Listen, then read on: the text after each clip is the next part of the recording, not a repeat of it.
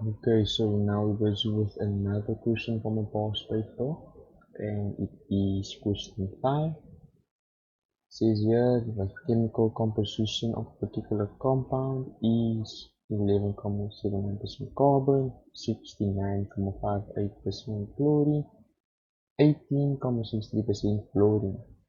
The molar mass of the compound is 204 grams per mole. Determined by calculations, the empirical formula as well as the molecular formula for the compound. So here we have empirical and molecular formula question, and we did one previously, so this one should be a walk in the park.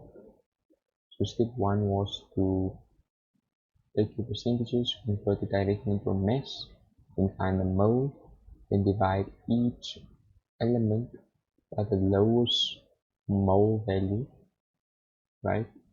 And then you get the ratios of each element, ratio of atoms, and then what is your uncle.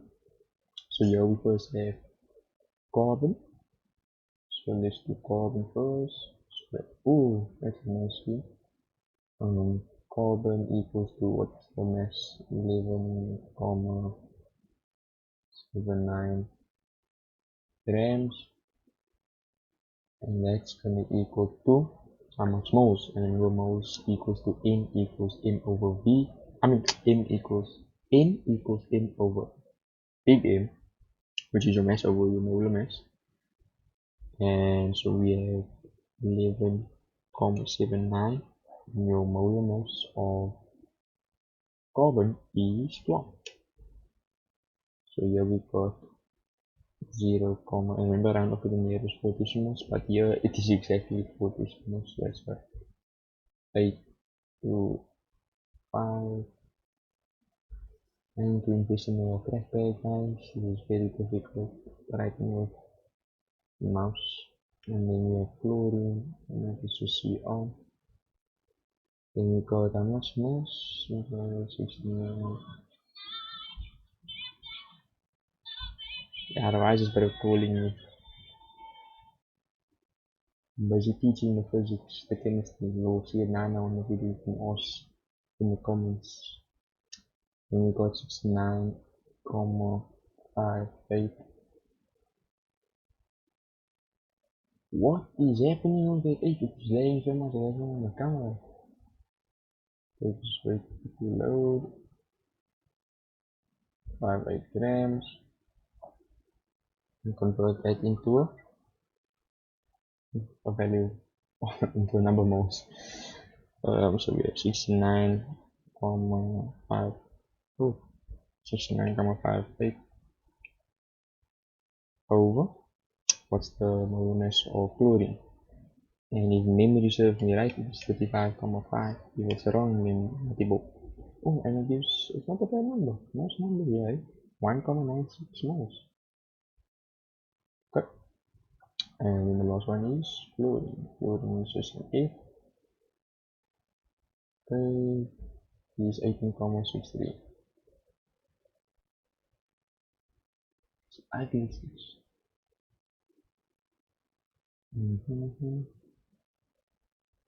it's 1,63 grams. Okay. And convert that into a number of moles. Is 18,63 divided by the molar mass of fluorine is fluorine 19. Let's give you nice numbers here. 19. So that's gonna be 0,98. 9805, and then round up to 4 decimal points, and then now we take the lowest number of 3 and divide it for each element. So it's always between these two, as 0,982 and 0,980. So obviously the carbon is more, so we can use this one as a denominator, the fluorine. So let's see. So we take 0,982 0.25 divided by 0.9805, and that is equal to 1,002, which is just round off to 1, and then we do the second one, 1,96 divided by 0.9805, and that is 1,9989. So you just round it off to the nearest whole number, and that's going to be 2. And then we have fluorine. That's just going to be that divided by itself. We're going to put in the calculator. We know that's going to be 1. Now we have the ratio between carbon, chlorine, and fluorine. That ratio of atoms is 1 to 2 to 1. We're going to have 1 carbon, 2 chlorines, and 1 fluorine. Okay, so this is the empirical, what you call it, formula. Right, remember, this is empirical.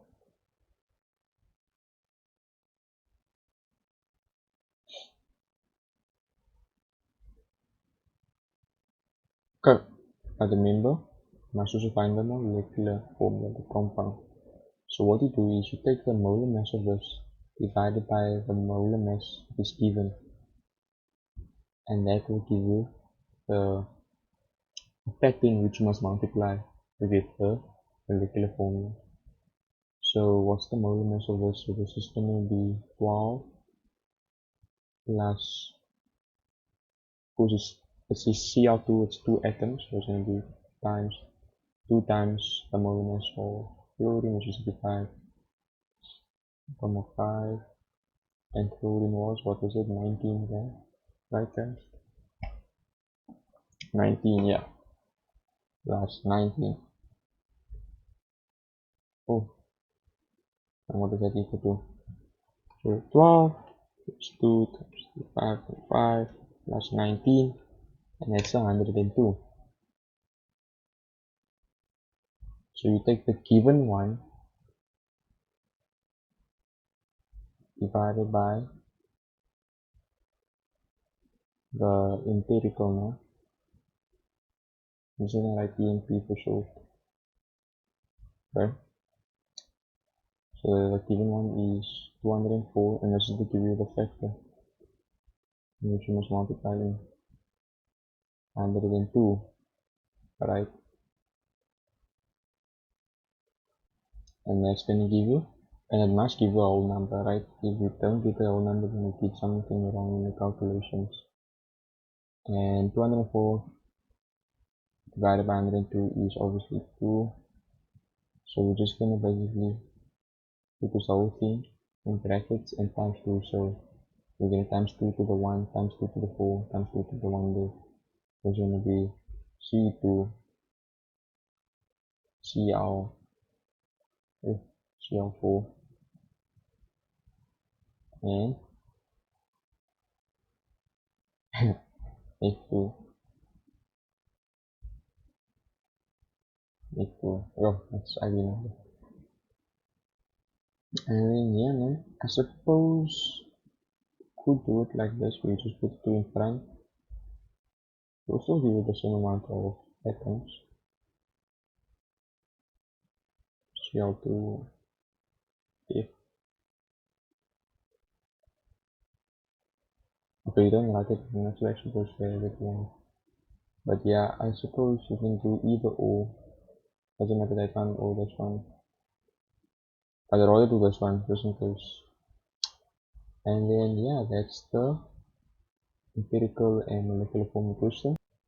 Okay, now we are busy with question 5.2.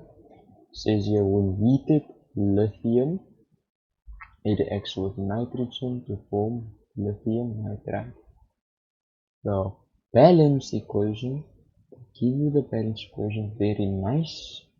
See, I love you guys, they give you the balance equation, so you don't get the balance yourself, but always make sure to balance it if they don't mention that it is balanced, okay? Sometimes it might be balanced and I don't even mention it, but always make sure. And it says also 27,3 grams of lithium is heated with 23,6 grams of nitrogen gas. Right, and it states here, define the term limiting reagent. Well, the term limiting reagent, it means, well, the limiting reagent, it is the reactant that is completely used first in a reaction and determines the amount of product that can be formed. Okay, that is the answer. And we have to mention, there's two parts you have to mention. You have to mention that it's going to be used up completely, right?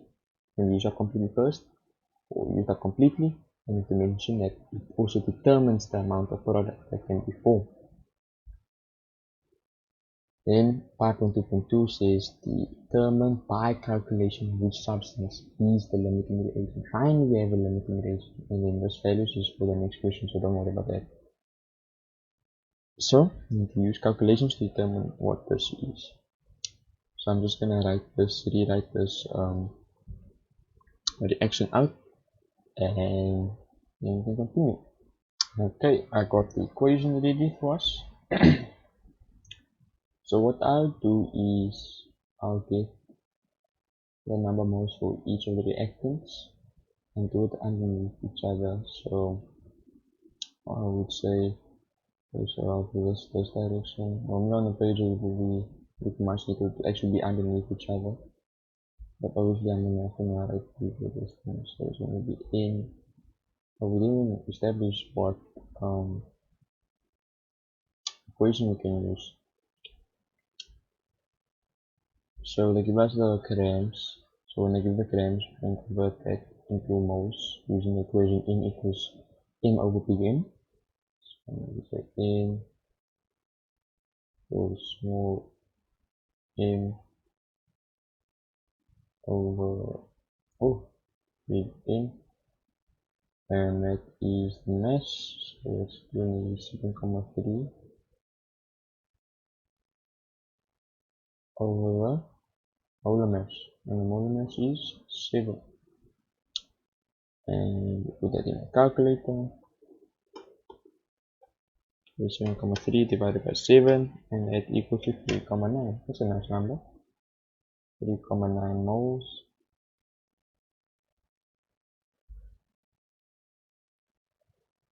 Okay. Then we convert nitrogen into moles.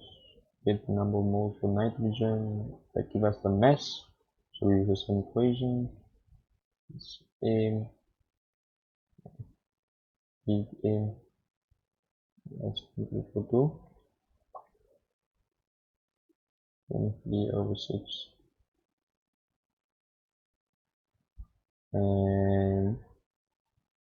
And because it says that it's 2 nitrogen atoms, we have to use the molar mass of 2 nitrogen atoms. So that's going to be 14 plus 14, so that's going to be 28. Okay, and equal, so the number of moles equals to 23,6 divided by 28, and that's going to equal to 0,84. 842. Oh wait, 8 4, and remember 100 of the nearest 4 decimals, so it's going to be 0,8429. Okay, and we're going to use the ice method. So the ratio between the lithium and the nitrogen is 6:1. Right, so we're going to use the ice method.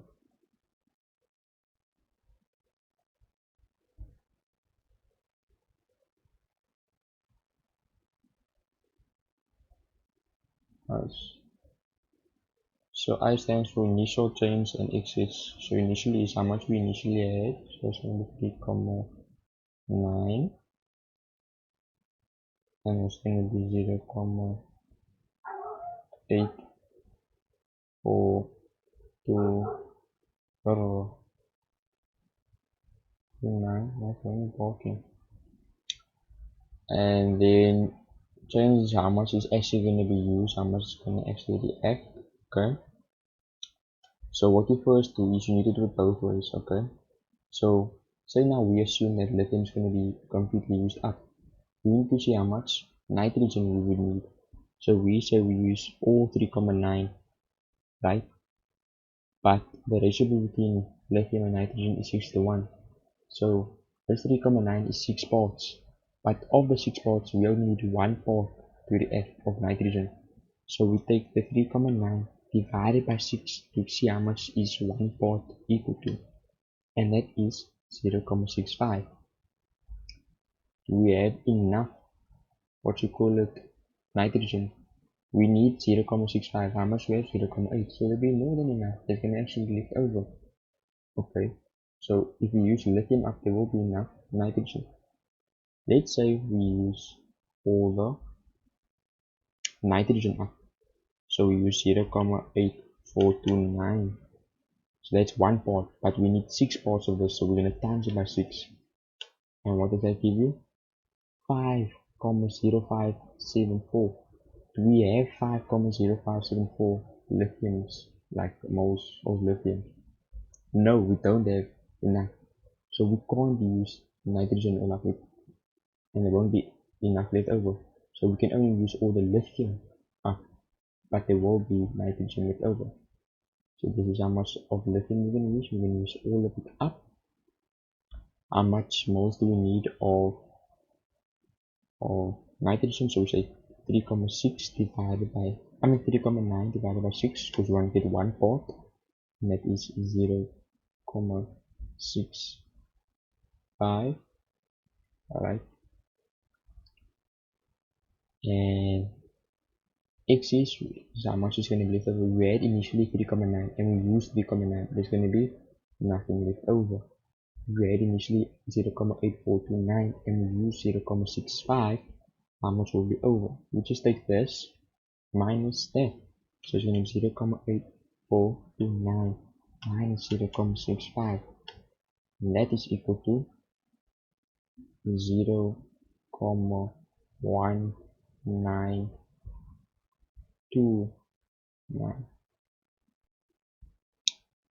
And you see this amount in excess, nitrogen is in excess, but there's nothing left over for lithium.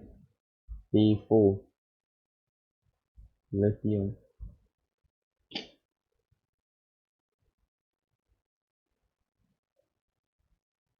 just I can't control you.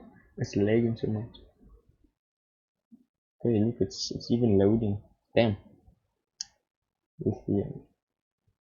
Lithium. Can I draw?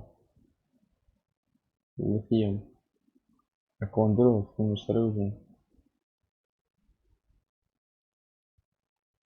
And page is unresponsive. Literally can't do anything. Look at that. It's taking me for a trip. Lithium. Just throw the thing, gosh darn it.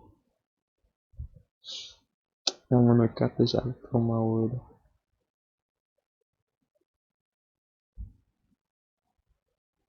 Here we go. Lithium is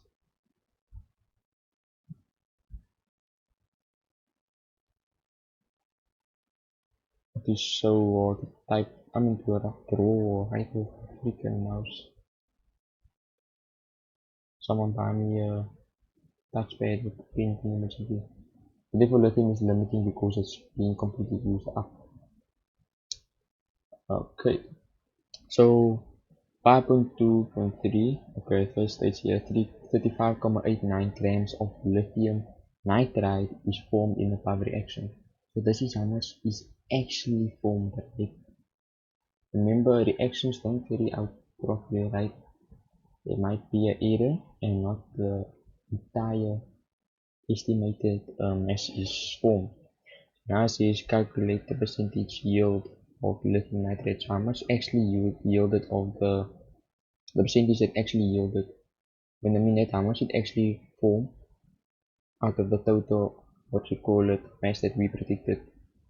So we have this is the actual mass. We need to find the theoretical mass. So we can use our theoretical values, right? So lithium, and we use the, remember in ICE we had ICE, we use the change. That's the moles that's going to determine the amount of moles used in the reaction. The lithium we had 3, what if we didn't know? Lithium it was 3,9, and the nitrogen it was, what was it? 0,65, right? 65, and the ratio between these two is, that's not a 65. Let me just take this away. Okay, it didn't go, so I just connect that 0,65. And to find this, we can just use this ratio. So this is 1 to 2, so this will be double that. So 0,65 times 2 is 1,3. 1,3 moles. That's actually. So here we have the moles of lithium nitride. The theoretical amount of moles it should have been. Okay, and convert that moles into mass using the equation N equals M over big N, right? So change the subject of a formula. We want to get mass on its own, so we're going to time big M on both sides, which is going to cancel this in, and it's going to be N times big M equals M. But I like to have my subject of the formula on the left hand side. I didn't notice. So that's going to be M equals small N times big M, okay? We have the amount of moles, that's 1,3 times big M, lithium nitride. Lithium is 7 times 3 is 21, plus nitrogen is 40, that is 35.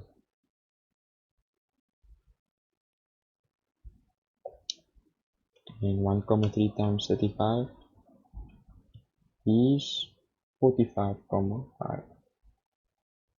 So based on what we put in, right, we should have gotten this. Come over there, that's what I'm going on again. There we go. My thing is glitching out. We should have gotten this amount of grams, but we actually got it. We actually outputted this amount. So we need to find out what is the percentage yield. So this is the mass of lithium nitride, right? This is the mass of the substance that we should have received or outputted, whatever. So then we say percentage. I'm not gonna write it here now. I'm gonna say we need to actually write out percentage purity.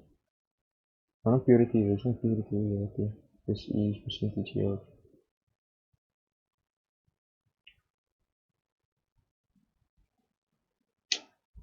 Constant raise.